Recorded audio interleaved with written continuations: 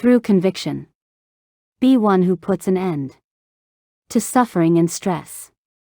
Cultivate admirable friends and an isolated dwelling, secluded, with next to no noise.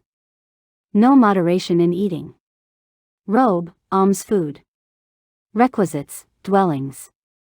Don't create craving for these. Don't be one who returns to the world, restrained in the Dhammika and the 5 faculties. Have mindfulness immersed in the body. Be one who's cultivated disenchantment. Avoid the theme of beauty. Connected with passion. Develop the mind in the unattractive. Gathered into one. Well-centered. Develop the themeless. Give up obsession with conceit. Then, from having broken through conceit, you will go about stilled. In this way, the Blessed One often instructed Venerable Rahula with these verses. Vagsa. I have heard that on one occasion the Blessed One was staying near of at the Agava shrine. And on that occasion Venerable Vagsa's preceptor, an elder named Nikāya, had recently totally unbound at the Agava shrine. Then as Venerable Vagsa was alone in seclusion, this train of thought arose in his awareness: has my preceptor totally unbound, or has he not totally unbound? Then, emerging from his seclusion in the late afternoon, Venerable Vagsa went to the Blessed One and, on arrival, having bowed down to him, sat to one side. As he was sitting there, he said to the Blessed One, "Just now, as I was alone in seclusion, this train of thought arose in my awareness: has my preceptor totally unbound, or has he not totally unbound?" Then, arranging his robe over one shoulder and placing his hands palm to palm over his heart toward the Blessed One, Venerable Vagsa addressed the Blessed One in verses. We ask the teacher of supreme discernment, who has cut off uncertainty in the here and now. A monk has died at the Agava shrine. Well known, prestigious, with mind fully unbound. Nikāya was his name. Given by you, Blessed One, to that Brahmin. He went about revering you, who sees the firm Dhamma, intent on release, with persistence aroused. Sakyan, all around I. We all, too, want to know of that disciple. Ready to hear are our ears. You, our teacher, you are unexcelled. Cut through our uncertainty. Tell me this. Make known, one of discernment deep, that he was totally unbound. Like thousand-eyed Saka, in the midst of the devas. Speak, all around I, in ours. Here, whatever snares there are, paths of delusion, siding with not knowing, bases of uncertainty. On reaching the Tathagata, they don't exist. As that I is the foremost of men. For if no man were ever to disperse defilements, as the wind, a dark mass of clouds, the whole world would be enveloped in darkness. Even brilliant people wouldn't shine bright. But the enlightened are makers of light. Thus I think you're that enlightened one. We have come to one who knows through clear seeing. Make Kappa shine in our assembly. Quickly, handsome one, stir your handsome voice. Like a swan, stretching out its neck, call gently. With rounded tones, well modulated. We all listen to you, sitting upright. Pleading, I shall get the pure one to speak. He whose birth and death are abandoned. For people run-of-the-mill haven't the power to bring about what they desire. But Tathagatas do have the power to bring about what they have pondered. This, your consummate explanation, is rightly grasped, you of discernment. Rightly straight. This last salutation is offered. Knowing, don't delude us. One of discernment supreme. Understanding the noble Dhamma. From high to low. Knowing, don't delude us. Hero supreme. I long for the water of your speech. As if distressed in mind by the heat in the summer. Rain down a torrent. Was the holy life, as led by Kappa, in line with his aim? Was it not in any way in vain? Did he unbind with no fuel remaining? Let us hear how he was released. Here he cut off craving for name and of form. The current of the Dark One, the long-time obsession. He has crossed over birth and death. So spoke the Blessed One, excelling in 5. Hearing this, your word, highest of seers, I am brightened and calmed. Surely, my question was not in vain. Nor was I deceived by the Brahmin. As he spoke, so he acted. He was a disciple of the One Awakened. He has cut through the tough, stretched out net of deceitful death. He, Kappiya, saw, Blessed One, the beginning of clinging. He, Kapayana, has gone beyond the realm of death, so very hard to cross. Right wandering. I ask the sage of abundant discernment. Crossed over to the far shore. Totally unbound, steadfast in mind. Leaving home, rejecting sensuality. How does one wander rightly in the world? The Buddha. Whoever's omens are uprooted, as are meteors, dreams, and marks, whose fault of omens is completely abandoned. He would wander rightly in the world. A monk should subdue passion, for sensuality's human, and even divine. Having gone past becoming, and met with the Dhamma, he would wander rightly in the world. Putting behind him divisive tale-bearing, a monk should abandon anger and meanness. With favoring and opposing, totally abandoned, he would wander rightly in the world. Having abandoned dear and undear, independent through no clinging of anything at all, fully released from fetters, he would wander rightly in the world. He finds no essence in acquisitions. Having subdued passion desire for graspings, independent is he, by others unled. He would wander rightly in the world. Having rightly found the Dhamma, he is unobstructed in speech, mind, and act. Aspiring to unbinding, he would wander rightly in the world. A monk who'd not gloat, he venerates me, or brood when insulted, or be elated on receiving food from another. He would wander rightly in the world, fully abandoning greed and becoming, abstaining from cutting and binding other beings, kama. He, having crossed over doubt, dierod, he would wander rightly in the world. Having found what's appropriate for himself, the monk wouldn't harm anyone in the world. Having found the Dhamma as it actually is, he would wander rightly in the world, in whom there are no obsessions, his unskillful roots uprooted, with no longing, no expectations. He would wander rightly in the world. His effluence ended, conceit abandoned, beyond reach of every road to passion.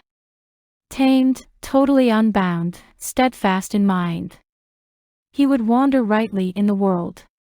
Convinced, learned, having seen certainty. Not following factions among those who are factious.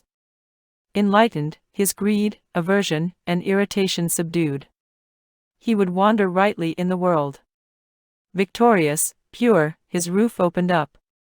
A master of Dhammas, gone beyond. And unperturbed. Skilled in the knowledge of fabrication cessation. He would wander rightly in the world. Gone beyond speculations about futures and pasts, and having passed by, purified in his discernment, fully released from all sense media, he would wander rightly in the world, knowing the state, meeting the Dhamma, seeing the opened up, when his effluents are abandoned from the ending of all acquisitions. He would wander rightly in the world. Yes, Blessed One, that's just how it is. Any monk dwelling thus, tamed, gone totally beyond all things, conducive for fetters, he would wander rightly in the world. Dhammika. I have heard that on one occasion the Blessed One was staying near Sāvatthī in Jeta's grove, Anāthapiṇḍika's monastery. Then Dhammika the lay follower, together with other lay followers, approached the Blessed One and, on arrival, having bowed down to him, sat to one side. As he was sitting there, he addressed the Blessed One in verses. I ask you, Gotama, deeply discerning. How acting does one become a good disciple? Either one gone from home into homelessness, or a lay follower with a home? For you discern the destination and future course of the world along with its devas. There is no one equal to you in seeing the subtle goal. For they call you foremost, awakened, understanding all knowledge, the whole Dhamma. You proclaim it to beings with sympathetic mind. Your roof opened up. All around you, stainless, illumine the whole world. He came to your presence. Urva, the Naga king. Having heard, conqueror. Having consulted with you, having heard. He understood and, satisfied. Thought, good. And King Vesava came, inquiring about the Dhamma. To him, too, you spoke when asked. And he too, having heard, was satisfied. And these sectarians, debaters by habit, whether Ajavakas or Nigahas, don't overtake you in terms of discernment. As a person standing doesn't catch up with one going quickly. And these Brahmins, debaters by habit, any elderly Brahmins, and any others who consider themselves debaters, all depend on you for the meaning. For this Dhamma is subtle and blissful. This, blessed one, well set forth by you. We all want to hear it. Tell it to us, excellent awakened, when asked. All these monks are sitting together. And the lay followers, right there to hear. Let them listen to the Dhamma. Awakened to by one who is stainless. As the devas listen to Vasavant's well-spoken word. The Buddha. Listen to me, monks. I will let you hear the Dhamma of polishing away. Live by it. All of you. May those who are thoughtful, seeing the purpose, partake of the duties proper for one gone forth. A monk should surely not wander at the wrong time. He should go for alms in the village at the right time. For attachments get attached to one going at the wrong time. That's why they don't wander at the wrong time. The awakened. Sights, sounds, tastes, smells, and tactile sensations intoxicate beings, subduing desire for these things. One should, at the right time, enter for alms. Having received alms in proper season, a monk, returning alone, should sit down in solitude, pondering what's inside, his mind state collected. He should not let his heart wander outside. If he should converse with a disciple, a monk, or anyone else, he should utter the exquisite Dhamma, and not divisive speech or disparagement of others. For some retaliate against arguments. We don't praise those of limited discernment. Attachments get attached on account of this and that. For they send their minds far away from there. Having heard the Dhamma taught by the one well gone, the disciple of foremost discernment, having considered it, should resort to alms food, a dwelling, a place to sit and lie down, and water for washing dust from his robe. So a monk should stay unsmeared by these things. Alms food, a dwelling, a place to sit and lie down, and water for washing dust from his robe. Like a water drop on a lotus. As for the householder protocol, I will tell you how acting one becomes a good disciple. Since the entire monk practice can't be managed by those wealthy in property. Laying aside violence toward all living creatures, both the firm and unfirm in the world. One should not kill a living being, nor have it killed, nor condone killing by others. Then the disciple should avoid consciously taking what's not given. Anything, anywhere. Should not have it taken, nor condone its taking. He should avoid all taking of what's not given. The observant person should avoid uncelibate behavior, like a pit of glowing embers. But if he's incapable of celibate behavior, he should not transgress with the wife of another. When gone to an audience hall or assembly, or one-on-one, he should not tell a lie, nor have it told, nor condone its being told. He should avoid every untruth. Any householder who approves of this Dhamma should not take intoxicating drink, nor have others drink it, nor condone its being drunk, knowing that it ends in madness. For from intoxication, fools do evil things, and get others, heedless, to do them. One should avoid this opening to demerit. Madness, delusion appealing to fools. One should not kill a living being, take what's not given, tell a lie, nor be a drinker. One should abstain from uncelibate behavior. Sexual intercourse, should not eat at night. A meal at the wrong time. Should not wear a garland or use scents. Should sleep on a bed, on the ground, or on a mat. For this, they say, is the eightfold Upasatha, proclaimed by the awakened one, who has gone to the end of suffering and stress. Then, having kept, well accomplished, the eightfold Upasatha, on the 14th, 15th, and 8th of the fortnight, and on special days of the fortnight, with clear and confident mind, the observant person, at dawn after the Upasatha, confident, rejoicing, should share food and drink as is proper, with the Sangha of monks. One should righteously support mother and father. Should engage in righteous trade. One heedful in this householder protocol goes to the devas called self-radiant.